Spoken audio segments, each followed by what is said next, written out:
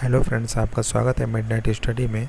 इस वीडियो में हम विभिन्न कोशिकांग के बारे में जानेंगे जो कोशिका में उपस्थित होते हैं। ठीक है, जैसे हम खाना खाते हैं और ऑक्सीजन ग्रहण करते हैं, सांस लेते हैं, है ना, तो वो हमारे रक्त के माध्यम से विभिन्न कोशिकाओं में पहुंचते हैं। और कोशिका में क्या रहता है? माइटोकॉन्ड्रिया उपस्थित रहता है। यही माइटोकॉन्ड्रिया जो है ये पचित भोजन और O2 का संश्लेषण करते हैं, मतलब ऑक्सीजन का संश्लेषण करते हैं, है ना, जिससे ऊर्जा विमुक्त होता है ना, जिससे हमारे शरीर को ऊर्जा मिलती है। ATP के रूप में ऊर्जा विमुक्त होता है और हमारे शरीर को ऊर्जा मिलती है। ठीक है, तो इसी के बारे में हम जानेंगे। माइटोकॉन्ड्रिया की अगर संरचना की बात करें तो दोहरी झिल्ली युक्त ये माइटोकॉन्ड्रिया होता है। एक बाहरी झिल्ली बाहर पाया जाता है और एक आंतरिक झिल्ली। ठीक है, इसका जो वलन है, जो उंगली नुमा उभार देख रहे होंगे, उसको क्रिस्टी कहते हैं। और जो ये उभार देख रहे होंगे छोटे छोटे वलन, इसको F1 कण या ऑक्सीसोम कहते हैं। ठीक है, इसका खुद का DNA भी होता है और RNA भी होता है ना। प्रोटीन का निर्माण RNA करता है। DNA वंशागति को आगे बढ़ाता है, जैसे माता पिता के जो लक्षण होते हैं उसको बच्चे तक पहुंचाता है ना। तो इसका खुद का DNA और RNA होता है, यानी कुछ काम ये खुद कर लेता है, इसलिए इसको अर्धस्वायत्त कोशिका भी कहते हैं। ठीक है, तो इसके बारे में थोड़ा सा जानते हैं। माइटोकॉन्ड्रिया को सर्वप्रथम कॉलिकर ने कीटों की रेखित पेशियों में देखा था। इसे सार्कोसोम कहा। रेखित पेशी मतलब ऐच्छिक पेशी, जो हमारे इच्छा के अनुसार होता है, इसको सार्कोसोम कहा। ठीक है, कॉलिकर ने कीटों में देखा था। इसके अन्य नाम बायोप्लास्ट, फिला, माइटोकॉन्ड्रिया, इसको हिंदी में सूत्र कणिका भी बोलते हैं।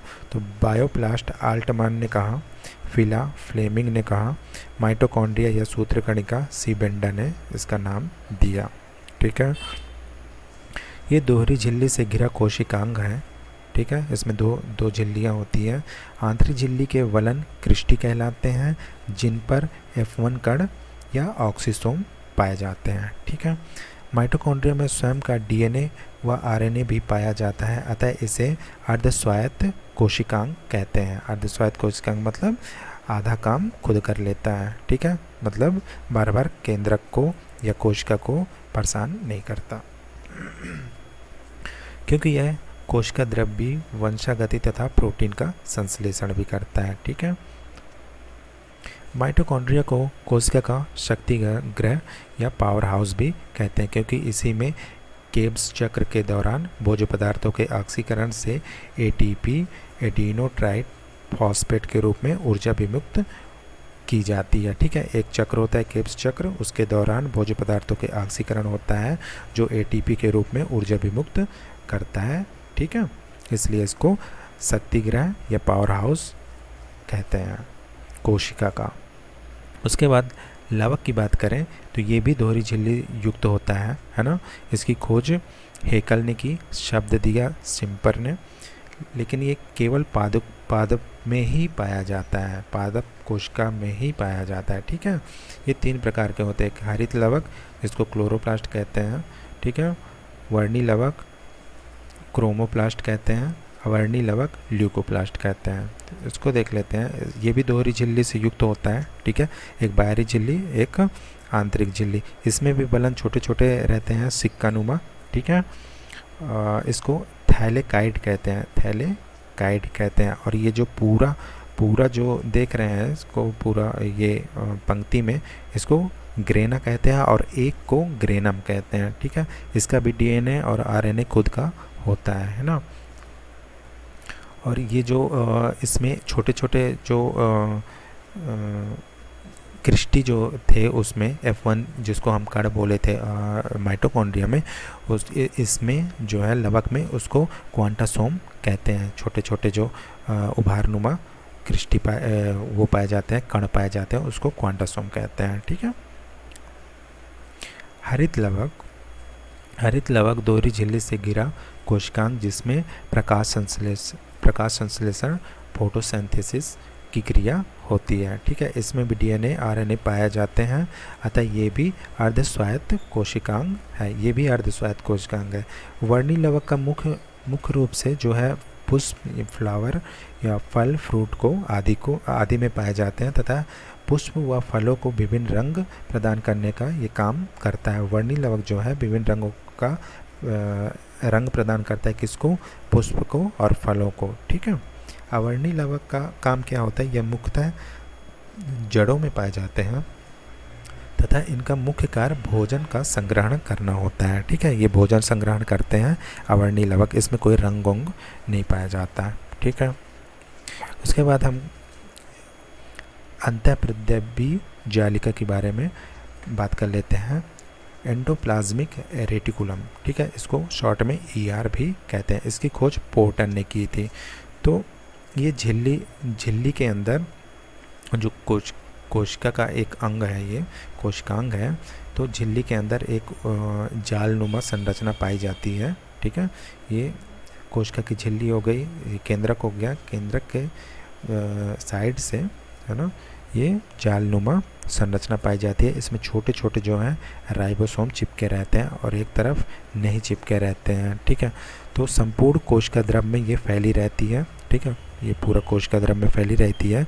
कोशिका के आंतरिक कंकाल का निर्माण भी करती है, आंतरिक कंकाल का निर्माण करता है, ठीक है, जो इसको कोशिका को सहारा देने का काम करते हैं। ER दो प्रकार के होते हैं। एंडोप्लाज्मिक रेटिकुलम जो है दो प्रकार की होती हैं, जो एक खुरदुरी अंतःप्रद्रव्यी जालिका जिस पर राइबोसोम चिपके रहते हैं तथा यहाँ पर प्रोटीन का संश्लेषण होता है। जहाँ पर राइबोसोम चिपके रहेंगे, है ना, वहाँ पे प्रोटीन का संश्लेषण होता है, ठीक है, उसको खुरदुरी अंतःप्रद्रव्यी जालिका बोलते हैं। वैसे ही चिकनी अंतःप्रद्रव्यी जालिका जो है ना, SER इसको बोलते हैं, ठीक है। इसको रफ एंडोप्लाज्मिक रेटिकुलम बोलते हैं, इसको स्मूथ एंडोप्लाज्मिक रेटिकुलम बोलते हैं, ठीक है। ये स्टेरॉयड का संश्लेषण करता है। स्टेरॉयड मतलब एक प्रकार का वसा होता है, उसका संश्लेषण करता है, ठीक है। उसके बाद गोल्जी काय के बारे में हम देख लेते हैं।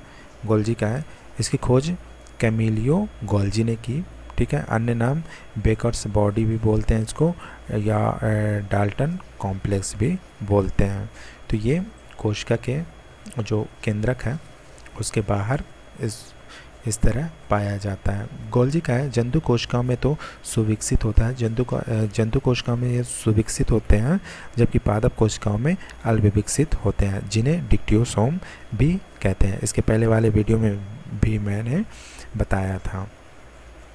गोल्जिका में विभिन्न पदार्थ के संश्लेषण से संबंधित एंजाइम्स व पदार्थ पाए जाते हैं। इसके द्वारा लाइसोसोम, शुक्राणु के एक्रोसोम, शुक्राणु को जो ऊपरी सिरा होता है उसको एक्रोसोम का निर्माण यही करता है, ठीक है। तथा ये कोशिका से होने वाले पदार्थों के परिवहन में भी सहायक होता है। परिवहन के जो पदार्थ होते हैं उसके परिवहन में भी ये सहायक होता है, ठीक है। इसके बाद राइबोसोम की बात करते हैं, है ना। इसकी खोज पैलाडे ने की थी, इसको पैलाडे कण भी बोलते हैं, ठीक है, पैलाडे पार्टिकल भी बोलते हैं इसको। पैलाडे ने की थी इसलिए पैलाडे कण भी बोलते हैं। ये कोशिका द्रव में मुक्त रूप से या राइबोसोम की सतह पर पाए जाते हैं। यहाँ पे थोड़ा सा गलत है, राइबोसोम पे नहीं, अंतःप्रद्रव्यी जालिका की सतह पर पाए जाते हैं, ER जो पहले मैंने बताया। तो ER की सतह पर पाए जाते हैं। इसका मुख्य कार्य प्रोटीन का संश्लेषण करना होता है ना, राइबोसोम की। प्रोकैरियोटिक कोशिकाओं में 70 इस प्रकार की, जबकि यूकैरियोटिक कोशिकाओं में 80 इस प्रकार के राइबोसोम पाए जाते हैं, ठीक है। एस मतलब श्वेत वर्ग नेतांग, ये इसको दर्शाने का तरीका है ना। जैसे मैंने पिछले वीडियो में भी बताया था कि मुद्रा को दर्शाने का तरीका होता है कि कितने रुपए हैं, कितने डॉलर हैं, है ना। उस प्रकार से ये एस जो है श्वेत वर्ग नेतांग बोला जाता है इसको, है ना, दर्शाने का तरीका है एक।